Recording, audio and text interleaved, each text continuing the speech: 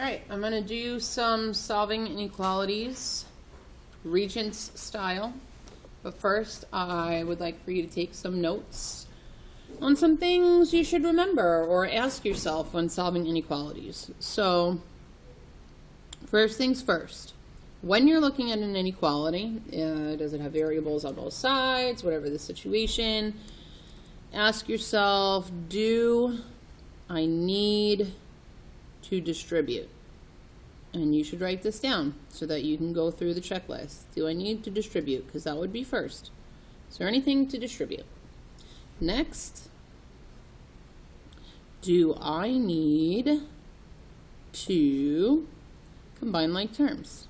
Now this would be on each side of your inequality. Okay, is there anything on the left that I need to combine? Is there anything on the right that I need to combine? And so on.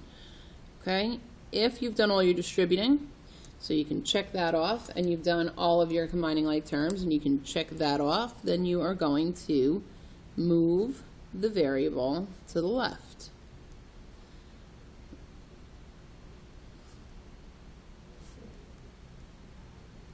Okay, and if you're moving the variable to the left, that means you're going to move the constants or the numbers without letters to the right. Okay, and we do this because when we are solving inequalities, we want it to say x is less than, greater than, whatever to the number. Okay, we want that variable first.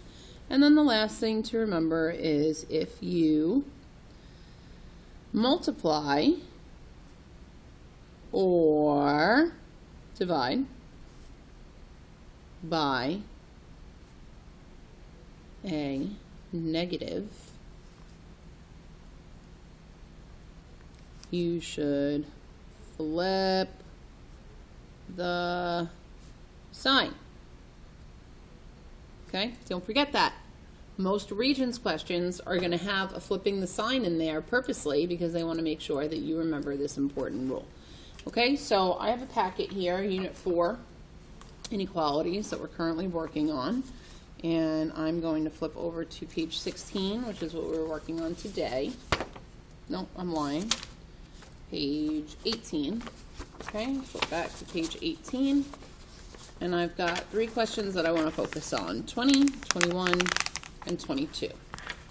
So 20 says solve the inequality below to determine and state the smallest possible value for x in the solution set. So if they want us to state the smallest possible value for x, that doesn't mean that they want the inequality. They want to know what the smallest value is that would make the inequality true. Okay, so I'm going to take this and rewrite it over here. And you can find some other page to write this on. But make sure you have it to show. 3 times x plus 3 less than equal to 5x minus 3. Okay, so this is number 20. I'm going to go through my checklist. Do I need to distribute?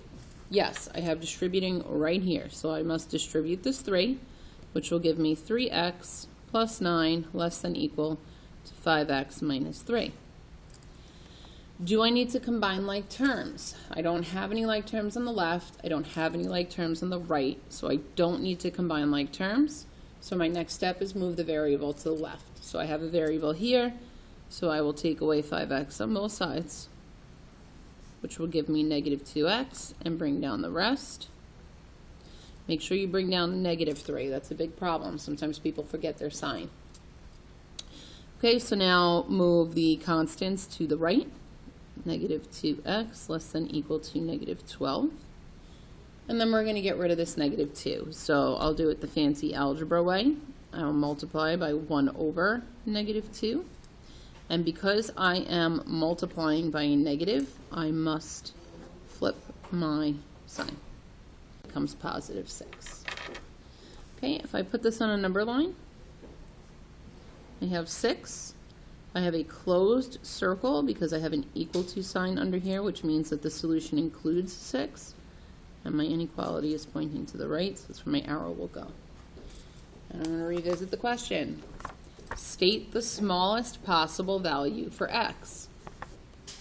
x must be greater than or equal to 6. It says equal to 6, so I can include 6, which would make my answer 6. Okay, 21.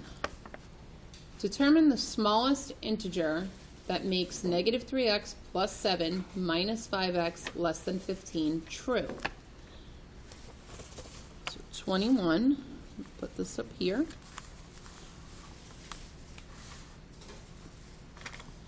Negative 3x plus 7 minus 5x less than 15.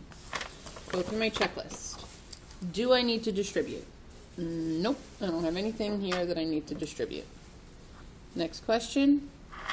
Do I need to combine like terms? Yes, I have negative 3x and negative 5x on this side. Put them together. When you're combining, you're just adding. So negative 8x plus 7 less than 15. Nothing else to combine. Move the variable to the left. Variable's already on the left. I'm good. So now move my constant to the right. Take away 7 from each side.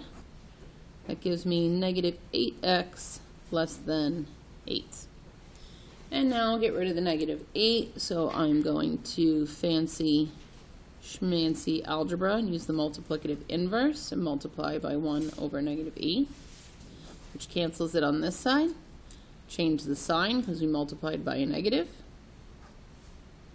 And x is greater than negative 1. Number line, just because this gives me a good visual. Open circle, and my arrow goes to the right again. Okay, so you may think that you're done, but I have to go back to my question. Determine the smallest integer that makes this true. In this case, x has to be greater than negative 1. It cannot be equal to negative 1, but it must be greater. So the very next number that would be greater is 0. So the answer here is 0. And 22, last one. Solve algebraically for x. So this one we are just simply solving for x. They don't ask us any other question about what makes it true or what's the smallest value. They just want us to solve. So this one is looking for an inequality. And it's long, like my last name. So we have 7x minus 3 times 4x minus 8 less than or equal to 6x plus 12 minus 9x.